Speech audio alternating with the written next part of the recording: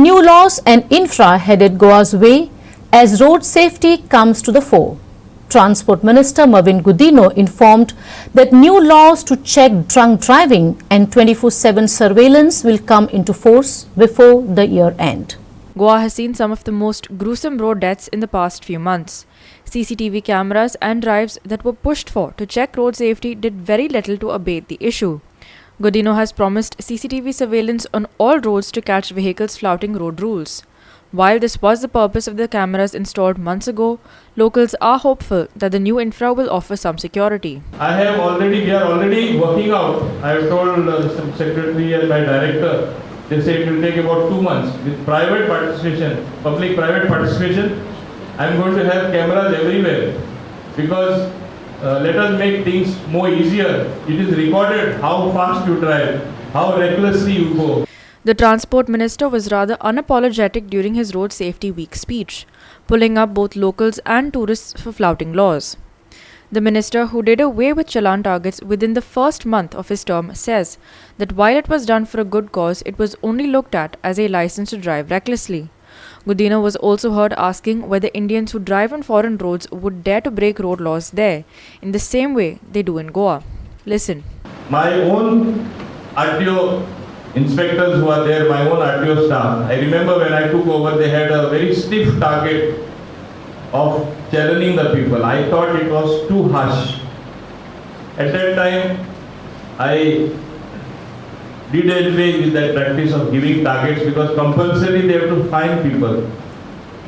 Now, people think it's a license for letting loose recklessness on the road, unmindful of they themselves getting hurt and hurting others, sometimes getting maimed. I cannot allow this anymore. I was just telling my director and I am telling my secretary, straight away pass the order, give them targets, each one of them in respective area. Tell me one thing when I am saying this, the same Goans, the same tourists, they may be from elsewhere in the country. When they go to Dubai, I'll just name one place, when they go abroad, do they not follow the rules?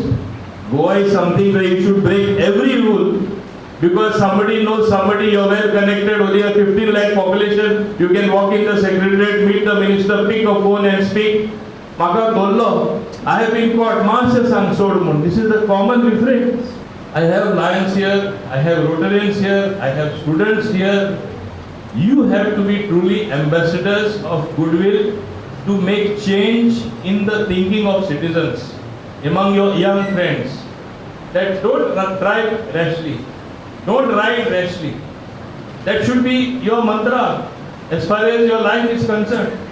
How is it that you are able to follow it elsewhere and not on our own roads? The government will also be implementing a new norm wherein the onus of ensuring that customers do not resort to drunken driving will be on the bars and restaurants serving liquor. Transport Minister Mauvin said that taxis will be stationed near prominent hotels and restaurants so that inebriated guests can take a taxi home. Put him in a taxi and send him, Mauvin said. They can collect the car the next day, he added. Only those guests who are not drunk should be allowed to drive, Mauvin said. I will also liaison, I am telling my transport department to liaison with the bars and restaurants where maximum footfall is there, people go. Somebody who is drunk, it is going to be also their responsibility. Don't send him driving in his own car, put him in a taxi and send him. This is a new norm in Goa for the safety of people, what we have to introduce. Then what do? Park your car there, take a cab and go home.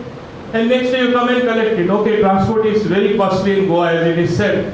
But I think when Goa Miles was there, people were reasonably happy. It was cheap for the people. Amar Shawaria for Goa 365 from Panjim.